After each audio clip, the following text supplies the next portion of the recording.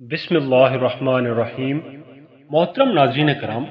اللہ تبارک و تعالی کا لاکھ لاکھ شکر ہے کہ اس نے ہمیں مسلمان کے گھر میں پیدا فرمایا، اور اس سے بھی بڑھ کر یہ کہ نبی کریم حضرت محمد صلی اللہ علیہ وآلہ وسلم کی امت میں پیدا فرمایا۔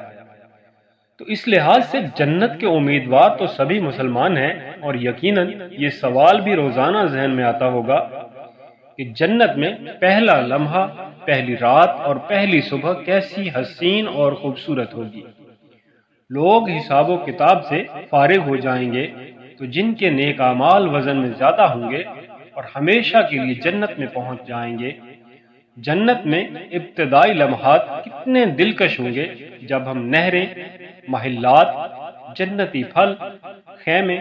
سونا، موتی اور ریشم دیکھیں گے،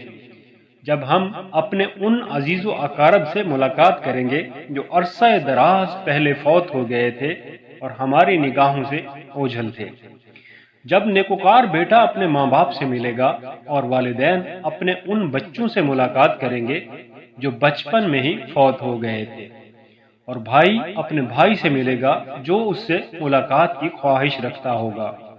جب ہم مریض کو شفا یاب دیکھیں گے، غمگین کو مسرور، بوڑھے کو جوانی کی حالت میں دیکھیں گے، اور کیسا حسین منظر ہوگا جب ہم انبیاء کرام علیہم السلام سے ملاقات کا شرف پائیں گے، صحابہ کرام رضوان اللہ علیہم کو سلام پیش کریں گے، شہدائے اسلام کی زیارت کریں گے اور اپنی آنکھوں سے فرشتوں کو دیکھیں گے۔ پھر جب ہمیں حوض کوثر پر لے جایا جائے گا تو وہاں ہمارے محبوب حضرت محمد مصطفیٰ صلی اللہ علیہ وآلہ وسلم بنفس نفیس موجود ہوں گے، اور ہمیں سونے کے برتنوں میں کوثر کے جام بھر بھر کر دیں گے، جسے ایک بار پینے کے بعد کبھی پیاس نہیں لگے گی، اور ہمیں بتایا جا رہا ہوگا کہ یہ ابوبکر صدیق رضی اللہ عنہ ہیں، وہ دیکھو وہاں سے عمر رضی اللہ عنہ آ رہے ہیں، اور وہ باحیا و باصفا عثمان بن عفان رضی اللہ عنہ ہیں، اور یہ علی المرتضی رضی اللہ عنہ ہیں، اور ان کے پہلو میں نوجوانان جنت کے سردار حسنین کریمین رضی اللہ عنہم ہیں، اور ہمیں بتایا جائے گا کہ وہ مفسر قرآن عبداللہ بن عباس رضی اللہ عنہما ہیں، اور جو اس درخت کے نیچے ہیں وہ خالد بن ولید رضی اللہ عنہ ہیں، اور یہ کثیر الروایت صحابی ابو ہریرہ رضی اللہ عنہ ہیں۔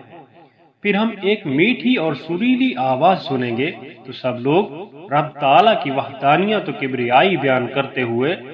صاحب آواز کے بارے میں پوچھیں گے تو فوراً بتایا جائے گا کہ یہ اللہ کا جلیل القدر نبی داؤد علیہ السلام ہے۔ پھر جب ہمیں ہمارا خالق و مالک جل جلالہ ارشاد فرمائے گا، اے جنتیو، ہم عرض کریں گے، اے ہمارے رب، ہم تیری خدمت و بندگی میں حاضر ہیں۔ اللہ تعالیٰ فرمائے گا، کیا تمہیں کسی اور چیز کی طلب ہے جو میں تمہیں عطا کروں؟ ہم عرض کریں گے، اے ہمارے رب کریم، ہم اس سے بڑھ کر اور کیا مانگے کہ تو نے ہمارے چہروں کو روشن فرمایا، ہمیں جنت میں داخل فرمایا اور ہمیں جہنم سے نجات بخشی۔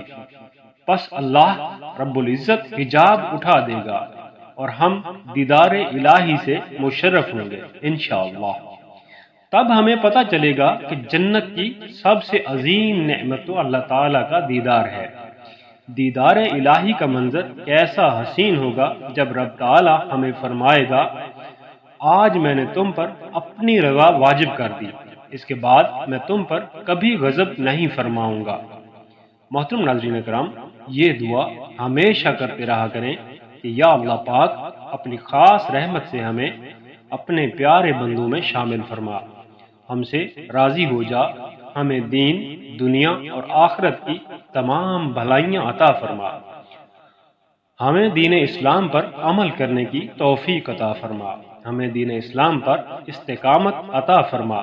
مرنے سے پہلے ہماری توبہ قبول فرمانا اور ہمیں جنت الفردوس میں اعلیٰ مقام عطا فرمانا، آمین ثم آمین یا رب العالمین۔